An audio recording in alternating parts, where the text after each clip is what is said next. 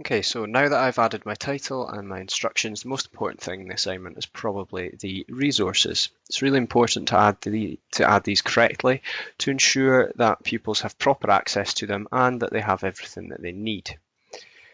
To add resources, simply click here underneath the instructions and you are given various options of places to add the resources from. Firstly, Teams is linked to your Glow OneDrive. This means that if you have resources saved there, you can instantly upload them as a resource straight from your OneDrive. So I'm just going to go and upload a PowerPoint just now for this activity.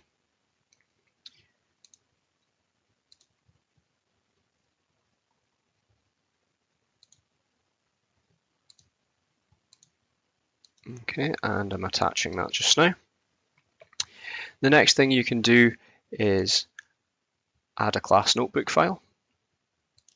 Okay, now this is linked to the class notebook. So to add a page that you've prepared earlier in class notebook, you go into Content Library, choose the section the page is in, and choose the page that you want to give to your class. I'm going to attach that just now. It then asks you where you want to put that in the students section. So this is a vocabulary note, so I'm going to put it in the red jotter.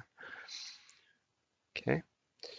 The other thing you can do is add resources from the internet. So you can add a link like this. Okay, so you just type the web address and the text that you want to display on the link there.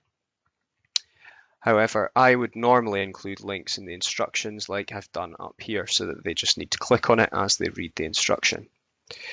The next resource that you can add is a new file. Now this adds a new Word document, PowerPoint or Excel spreadsheet which is blank. So if I add a Word document, normally we use this function to add in a space for the pupils to write their own answers on to this document. Okay, it's really useful so that pupils don't need to worry about going and uploading files or finding files and linking them and things like that. So if you want pupils to directly respond to something within the assignment, add a Word document or a PowerPoint for them to edit like this.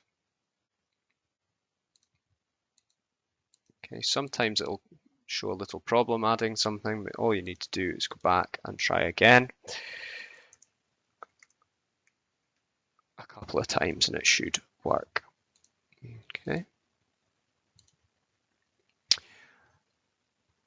Next thing you can add files from is teams. So this gives me a list of all of my teams. So if I know of a file within one of my teams that I want to give this class, I can access any team from here and attach the file. And finally, down at the bottom, you can upload a file from your own device or, for example, a USB stick like this.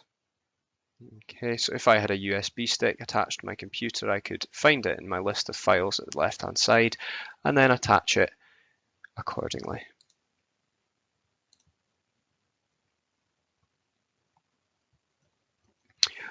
So as I said, what we've found best is that if you attach a blank Word document or a pre-made worksheet for pupils to work on within your assignment, they don't need to worry about finding things and adding things themselves. They simply open up your prepared document and work on it straight away. So to recap how to do that, we're going to add resources, either find your pre-made worksheet in your OneDrive or on your device, or if you want to give them a blank sheet to work on, add the new file and give it a name which is obvious for them so that they know that that's what they have to work on.